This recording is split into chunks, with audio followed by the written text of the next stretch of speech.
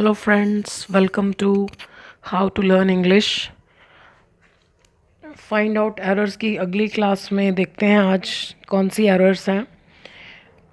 तो आप एरर्स खुद पहले ढूंढ कर फिर टैली कीजिए कि कितने एरर्स आप ढूंढ पाए हैं। So let us start with the first sentence.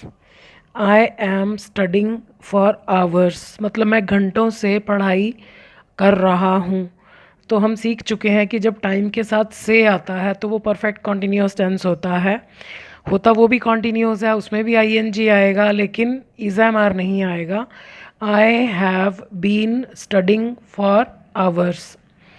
Y he sent me only a card, उसने मुझे सिर्फ एक कार्ड क्यों भेजा। वाई के बाद हमें मालूम है हम क्वेश्चन पूछ रहे हैं तो क्वेश्चन होना चाहिए सेंटेंस।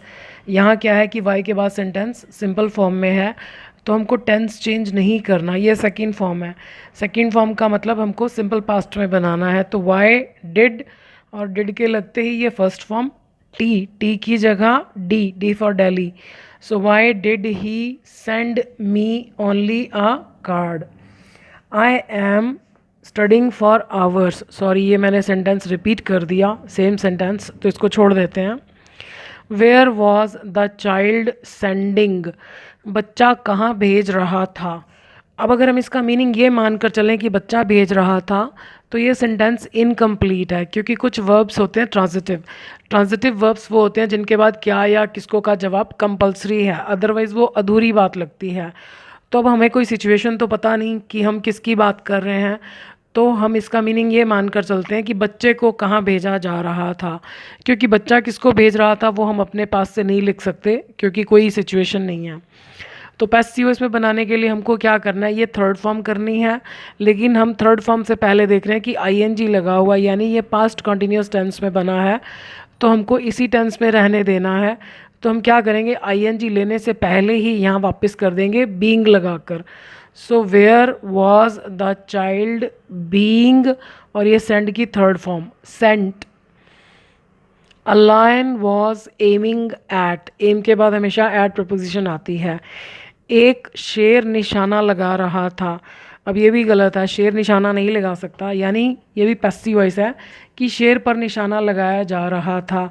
अब क्योंकि हमें टेंस तो चेंज करना नहीं और ये कॉन्टीन्यूअस टेंस है, तो कॉन्टीन्यूअस टेंस की पहचान आईएनजी होती है, तो आईएनजी को हमने जाने नहीं देना।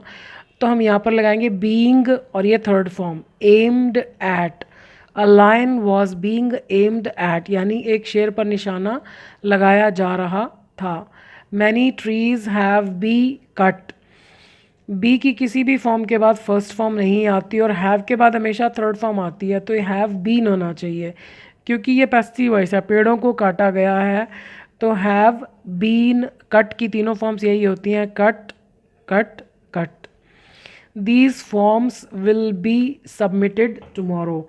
बी प्लस थर्ड फॉर्म का मतलब होता है पैसिव वॉइस, यानी इसके साथ को लग गया सब्जेक्ट के साथ, तो इन फॉर्म्स को कल जमा किया जाएगा। So there is no mistake in this sentence. I have buy tickets for all, have के बाद हमें मालूम है थर्ड फॉर्म आती है और क्योंकि काम मैंने ही किया है तो पैसिव वॉइस बनाने की ज़रूरत नहीं है। So I have bought tickets for all. How you got this job, अब हमने हाउ तो लगा दिया लेकिन उसके बाद सेंटेंस सिंपल फॉर्म में है, क्वेश्चन बनाना चाहिए इसी टेंस में, ये सिंपल पास्ट टेंस है। तो यहाँ how did you get first form, how did you get this job, तुमको ये नौकरी कैसे मिली। The children were bought new toys, अब be plus third form passive voice, इसका मतलब है कि बच्चों को, इसका मतलब ये नहीं कि बच्चों को खरीदा गया, इसका मीनिंग ये निकलता है कि बच्चों को, बच्चों के लिए खरीदे गए न्यू टॉयज़, या बच्चों को नए खिलौने खरीद कर दिए गए। तो इस सेंटेंस में कोई मिस्टेक नहीं है। डिड ही हैज़ पेशेंस, ये मॉडल सेंटेंस है, इसमें कोई काम नहीं हो रहा। क्या उसके अंदर सब्र था, धीरज था। तो डिड, यहाँ डिड हो, डू हो, डज हो, तो यहाँ केवल हैव आ सकता है और कुछ भी नहीं आ सकता। वैसे तो नॉर्मली ही के साथ हैज़ ही आता है, लेकिन डू डज डिड के रहते यहाँ पर केवल हैव आना चाहिए। अगर यहाँ पर डू डज होगा तो इसका मीनिंग होगा प्रेजेंट टेंस की क्या उसके अंदर पेशेंस है। डिड ही हैव पेशेंस, क्या उसके अंदर सब्र था। लेकिन जब हम आंसर देंगे तो yes he had patience, no he did not have patience. Your patience will be check sorry, फिर बी के बाद फर्स्ट फॉर्म आ रही है। अब पहले हम चेक करते हैं कि हमें बी की फॉर्म चाहिए या नहीं चाहिए।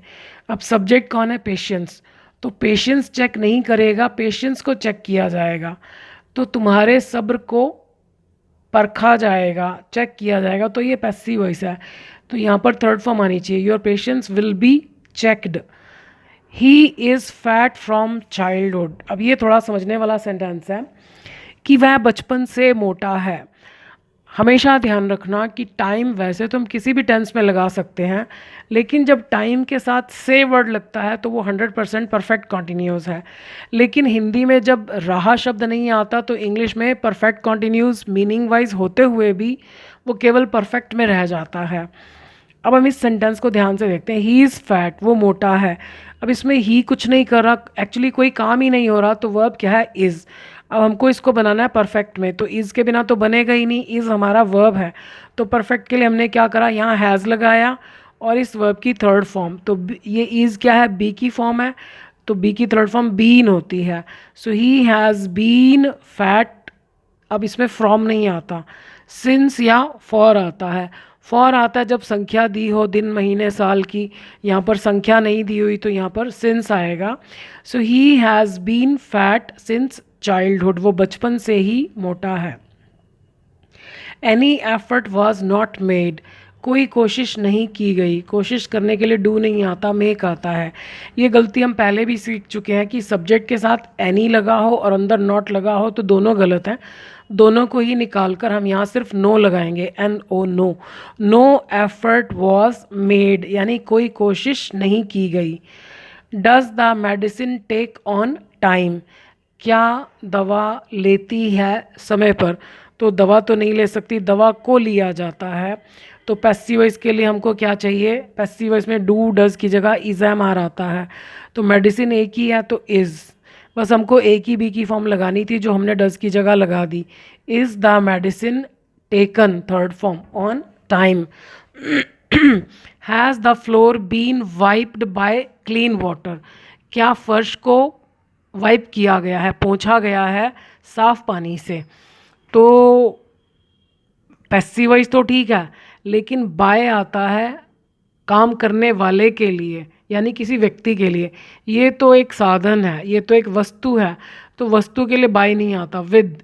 सो has the floor been wiped with clean water.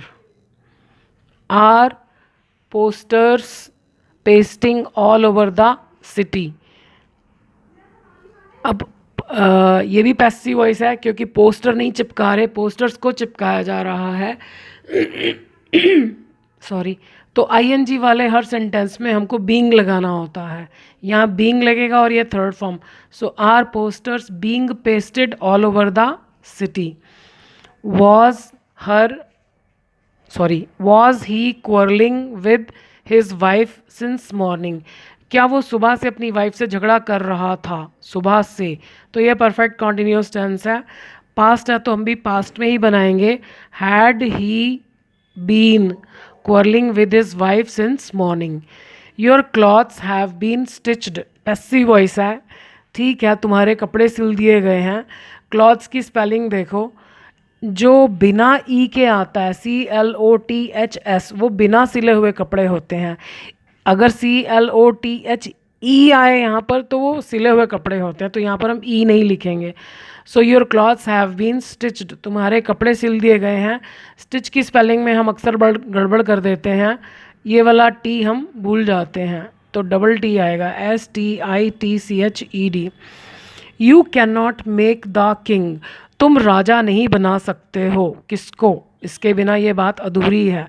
तो किसको तो हम नहीं लिख सकते अपने पास से क्योंकि कोई सिचुएशन ही नहीं है, तो यानी पैसिव वॉइस में बनना चाहिए कि तुमको राजा नहीं बनाया जा सकता है। तो पैसिव वॉइस बनाने के लिए हमको be plus third form add करना है, तो you can not be third form made the king. All the dishes will taste, सारे पकवान चखेंगे। सारे पकवानों को चखा जाएगा, पैसिव वॉइस है। Will be tasted. She has got a job, उसको एक नौकरी मिल गई है, इसमें कोई एरर नहीं है, ये ठीक है। मैनी चेंजेस आर नोटिसिंग, बहुत सारे परिवर्तन नोटिस कर रहे हैं, ये पैसिव वॉइस होना चाहिए क्योंकि परिवर्तनों को नोटिस किया जा रहा है। तो आईएनजी मतलब कॉन्टिन्यूस टेंस, तो यहाँ हम लगाएंगे बीइंग और ये third form. So many changes are being noticed. She cheated at the last shop, last shop में उसने धोखा दिया। अगर उसने धोखा दिया तो फिर किसको, हमें नहीं मालूम, कोई सिचुएशन नहीं है, यानी पैसिव वॉइस। तो पैसिव वॉइस के लिए बी की फॉर्म शी वॉज। जब हमने एक ही फॉर्म लगानी है अकेली, बिल्कुल अकेली, तो या तो इज एम आर आता है या वॉज वर आता है। अब क्योंकि ये ऑलरेडी सेकेंड फॉर्म है, इसका मतलब हमको ये सेंटेंस पास्ट में बनाना है। तो she was cheated at the last shop, उसे लास्ट शॉप पर चीट किया गया, यानी उसके साथ धोखा किया गया। Does your father an army man, क्या तुम्हारे फादर एक आर्मी मैन है। सब्जेक्ट कौन है, क्या है, कैसा है, उसमें डूडस कभी भी नहीं आता। Is am are. So is your father, your को देखकर हम अक्सर धोखा खा जाते हैं, आर लिखते हैं। सब्जेक्ट हमारा ये है, तो ये एक व्यक्ति है। सो is your father an army man. तो ये 25 सेंटेंसेस किए, सॉरी 24, क्योंकि एक इसमें बाय मिस्टेक रिपीट हो गया था। तो आई होप कि आपके फुल मार्क्स आए होंगे। आज के लिए इतना ही। Thank you for watching this video.